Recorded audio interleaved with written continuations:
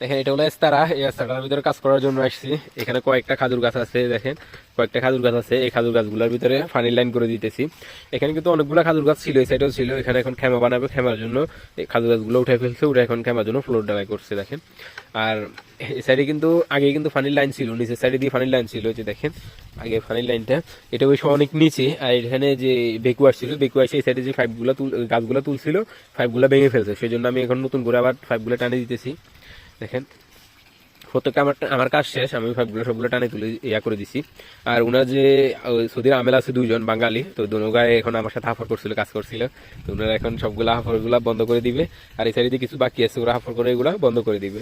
আমার কাজটা কমপ্লিট হয়ে গেছে। তো অনেকে বলবেন যে এই কাজটা কত রিয়াল দিয়ে নিছেন।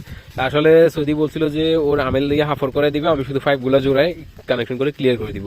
তা আমি সৌদির 120 রিয়াল বলছিলাম, আর সৌদি আমার বলছিল 70 রিয়াল। তো এমনির উপরে এসে কাজ করতেছি, কারণ সৌদির আমেল বলতেছে সৌদি অনেক ভালো, ওই কাজটা সুন্দর দেখলে কিছু টাকা বাড়ায় দিবে। তো সেই হিসাবে আমিও কাজটা করে দিলাম। এখানে যে দেখেন কাজটা আলাদা মতো কমপ্লিট করে দিছি।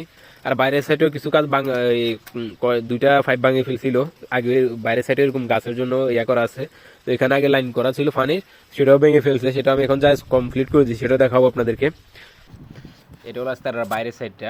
তো বাইরের সাইডে এখানে দেওয়ালের সাথে কিন্তু অনেকগুলা পয়েন্ট করছে এরকম গাছ লাগানোর জন্য, কেউ ফুল গাছ লাগায় বা বিভিন্ন ধরনের গাছ লাগায়।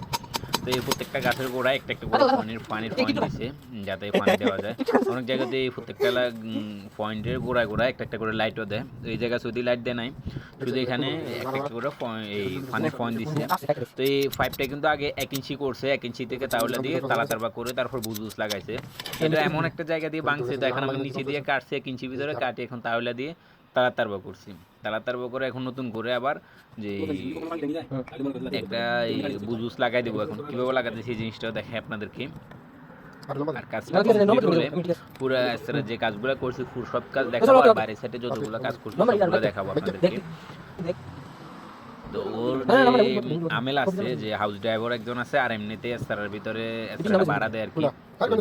তো ওই কারো অনুষ্ঠান বা বিভিন্ন ধরনের ইয়া করার জন্য সৌদি ভাড়া দেয়। এস্তারার ভিতরের সাইডটা দেখাবো ভাবছিলাম আপনাদেরকে।